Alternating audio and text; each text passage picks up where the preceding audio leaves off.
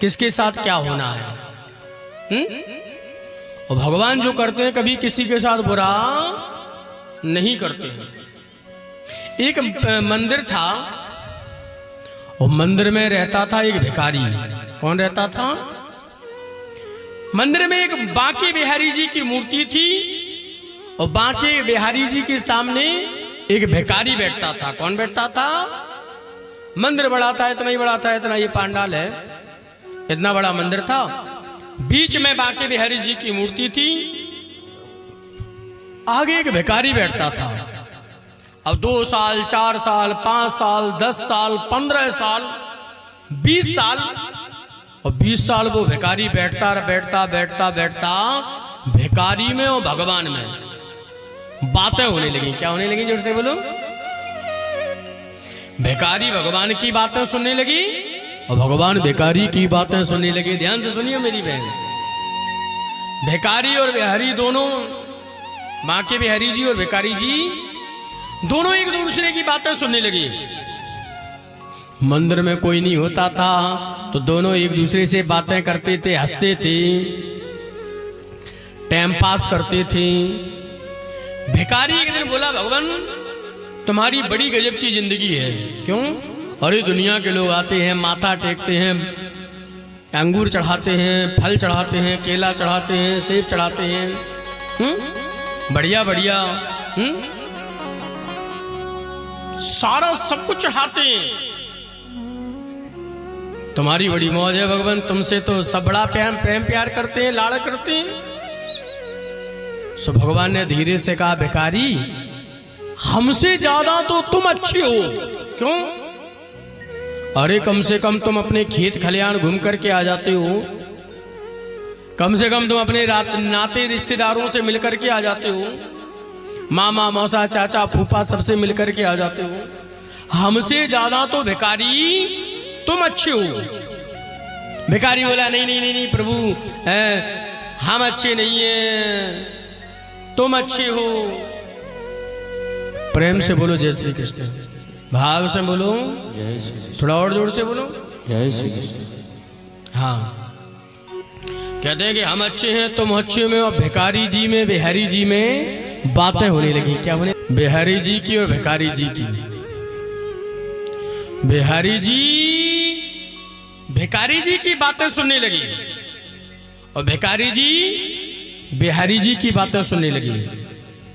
बिहारी जी बोले, नहीं नहीं भिखारी तुम बहुत अच्छे हो, तुम मामा चाचा फूफा मौसा जीजा जीजी सबसे मिलके आ जाते हो, हमारा क्या टेढ़ी टांग करे, बांसुरी बजाते बजाते यहीं खड़े रहते हैं, सालों से खड़े हैं। कोई लोग दुनिया के आते तो हैं लेकिन हमें मजा नहीं आता, तुम अच्छे हो हमसे। भिखारी बोला, नहीं नहीं नहीं प्रभु तुम अच्छे हो, हम नहीं अच्छे। सो बिहारी जी ने कहा, एक काम करो ना, एक दिन के लिए तुम मेरी मूर्ति के अंदर आ जाओ, तुम्हें पता चल जाएगा मैं कितना अच्छा हूं, और एक दिन के लिए मैं तेरे शरीर के अंदर आ रहा हूं। सो भिखारी ने कहा, मुझे भगवान बनने का मौका मिल रहा है। भिखारी ने कहा, बिल्कुल डन, डील फिक्स, हम भगवान बनने के लिए तैयार है, तुम हम बन जाओ। अब भिखारी ने क्या किया, भगवान के अंदर भिखारी बैठ गया मूर्ति के अंदर, और भिखारी के अंदर कौन बैठ गया? जोर से बोलो, आवाज नहीं आई। बिहारी जी। अब लेकिन बिहारी जी ने एक शर्त रखी। क्या रखी?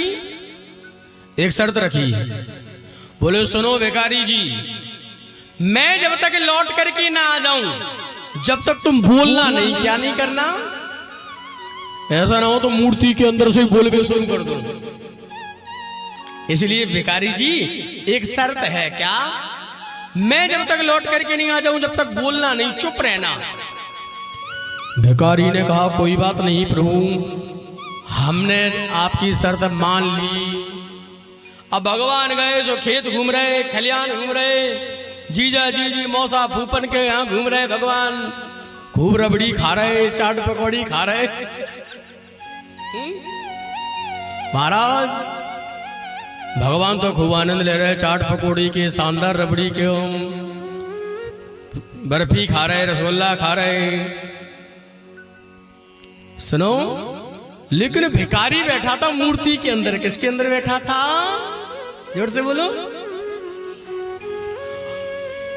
अब भिखारी जैसे ही भगवान बना, सो दुनिया के लोग आवे भिखारी के सामने अपने दुखड़ी रोवे कि हे भगवान हमें फॉर्चूनर दिला दो, कोई के वे स्कॉर्पियो दिला दो, कोई के वे घर दिला दो।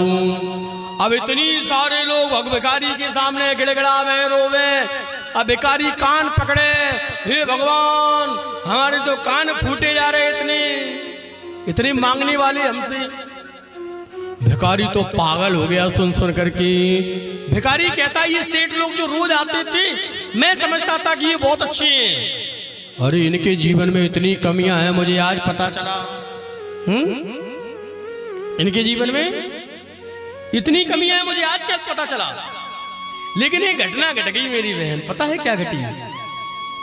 एक घटना घट गई कि बिहारी जी के मंदिर में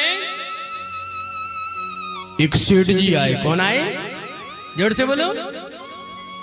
सेठ जी जैसे ही आए, सेठ जी ने पर्स खोला अपना, और पर्स खोल करके जैसे बिहारी जी के मंदिर में पैसा चढ़ाए। अब सेठ जी ने पीछे पर्स रखो, सो पर्स गिर गया नीचे। क्या हो गया? पर्स गिर गया। पीछे से कोई व्यक्ति दर्शन करने के लिए आ रहा था, उसने वो पर्स उठा लिया। सेठ जी ने दर्शन किए चले गए। मंदिर से बाहर सेठ ने देखा, मेरा मेरा पर्स। सेठ भाग करके मंदिर में आया। अब जिस व्यक्ति को पर्स मिला था, वो व्यक्ति दौड़ करके गया और बिहारी जी के मंदिर मूर्ति के पीछे छुप गया। बेचारा सेठ पर्स को ढूंढ रहा है कि मेरा पर्स कहां चला गया, मेरा पर्स कितने पैसे थे उसमें। लेकिन एक भिखारी और बैठा था आगे। सेठ ने जाकर के भिखारी को पकड़ा और खड़ा किया, एक थप्पड़ भिखारी में मारा। एक भिखारी दूसरा था वहां पे, भाई तूने मेरे पर्स को चुराया है, तू बता मेरा पर्स कहां है। और सेठ ने पुलिस बुला ली। पुलिस ने आकर के भिखारी से कहा पर्स दे जल्दी। भिखारी बोला माई बाप, ए सेठ जी मेरे पास तुम्हारा पर्स नहीं है। पर्स किसके पास था? जोर से बोलो। पर्स किसके पास था? पर्स चोरी करने वालों तो बिहारी जी के पीछे छुपा हुआ था। भिखारी पिट रहा था, पुलिस वाले चाटे पे थप्पड़ मारे जा रहे थे। भिखारी कह रहा था कि माई बाप मेरे पास पर्स नहीं है। अब मूर्ति में बैठा था, कौन बैठा था? अब इससे रहा नहीं गया। भगवान कह के गए थे चुप रहे ना, इसे रहा नहीं गया। ये बोला ए सेठ, तेरा पर्स इस भिखारी ने नहीं चुराया, तेरा पर्स चुराने वाला तो मेरे पीछे छुपा हुआ है। क्या कहा? तेरा पर्स चुराने वाला तो मेरे पीछे छुपा हुआ है। पुलिस गई, सेठ जी गए, उसको पकड़ा, पर्स मिल गया। ओहो भगवान बड़ी कृपा करी, मेरा पर्स मिल गया। सेठ जी चले गए। शाम हुई, शाम को आए बांके बिहारी। भिखारी जी से बोले भिखारी ठीक तो हो? सो भिखारी बोला प्रभु जल्दी हमें यहां से निकालो, पहले हमें यहां से निकालो। सो भगवान ने मूर्ति में से भिखारी को निकाला और भगवान मूर्ति में पहुंच गए। भगवान ने कहा भिखारी कैसा लगा? सो भिखारी बोला दुनिया में सब कुछ बनूंगा लेकिन भगवान नहीं बनूंगा। अरे प्रभु इतनी सुननी पड़ती है आपको? भगवान बोले और तो कोई बात नहीं है, तुम तो एक बात बताओ। क्या? मेरे जाने के बाद तुम बोले तो नहीं थे। भिखारी बोला प्रभु वैसे तो नहीं बोलते, लेकिन मजबूरी आ गई, हमें बोलना पड़ा। भगवान बोले अरे अरे अरे कौन सी ऐसी मजबूरी तुम्हें बोलना पड़ा? भिखारी ने पूरी बात बताई कि प्रभु ऐसे करके वो सेठ आए, उनका पैसा किसी और ने चुराया था और पिट कोई और रहा था, इसलिए मैं बोल पड़ा। भगवान बोले भिखारी बहुत गलत किया तुमने, मैंने कहा था तुम बोलना नहीं, बोलना नहीं, बोलना नहीं, तुम बोले क्यों, बोले क्यों, तुम बोले क्यों?